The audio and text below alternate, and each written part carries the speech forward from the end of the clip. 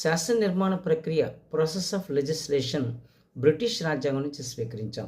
Parliament యొక్క కర్తవ్యాల్లో మొదటిది శాసన నిర్మాణం చేయటం, దేశానికి అవసరమైనటువంటి చట్టాలను చేయటం.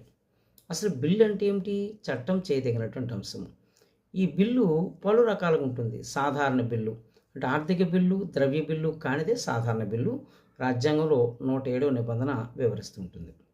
ఇక రెండోది ఆర్థికపరమైనటువంటి బిల్లు 117 117వ నిబంధన తెలియజేస్తుంది. ద్రవ్య సంబంధమైన బిల్లు 110వ నిబంధన తెలియజేస్తూ ఉంటుంది. రాజ్యాంగ సవరణ బిల్లు 368వ నిబంధన గురించి తెలియజేస్తూ ఉంటుంది. అయితే ఈ ఆర్థిక బిల్లు ధృవీకరణ అనేది లోక్సభ స్పీకర్ చేస్తూ ఉంటారు.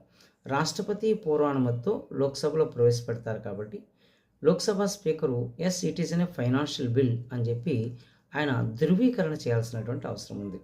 దీని విషయంలో ప్రతిష్టంభన రాదు. ఎందుకంటే ఆల్రెడీ ముందుగానే రాష్ట్రపతి పూర్వానుమతితో ఆర్థిక బిల్లు లోక్సభలో ప్రవేశపెట్టాం కాబట్టి ఇక్కడ ఏ రకమైన సమస్య ఉండదు. కానీ సాధారణ బిల్లు విషయంలో ప్రతిష్టంభన వస్తే 108 నిబంధన ప్రకారము they have conducting joint parliamentary session, ఉభయ సభల సంయుక్త సమావేశాన్ని నిర్వహణ చేస్తారు.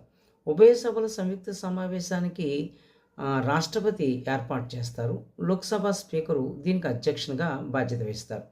స్పీకర్ లేకపోతే డిప్యూటీ స్పీకర్ దీనికి చైర్మన్గా బాధ్యత వహిస్తూ ఉంటారు. ఇక రాజ్యాంగ సవరణ సంబంధమైన బిల్లు 368వ నిబంధన తెలియజేస్తూ ఉంటుంది. భారత రాజ్యాంగాన్ని